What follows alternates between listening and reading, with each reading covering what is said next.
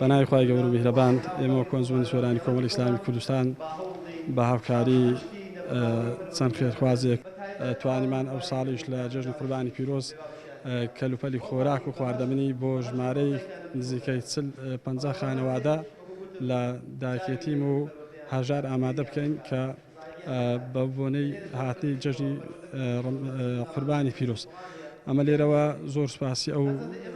ڕێکخرا و ئەو کۆمپانیا و شەریکانەکەن کە هاوکارن بە پارە بە جلوبەرێک بە خواردەمەنی بۆ دڵخۆشکردنی ئەو منداڵانەی بێباوک. لێرەوەشەوە دووبارە و سێبارە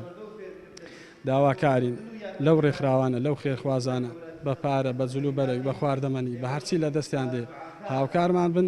بۆ ئەوەی لە ڕۆژی دوایشدا ببن بە جیرانی پێغمبەری عەلەیهی سەڵات وسەلام بە ئەو کۆمەڵە منداڵێکە لە لامانە نزیکەی 120 منداڵە دڵخۆشیانەکەن بە تایبەت لە جێژنە و لە مناسەبەکان دووبارە و سێبارە بەخێر بێن سەرچاوە.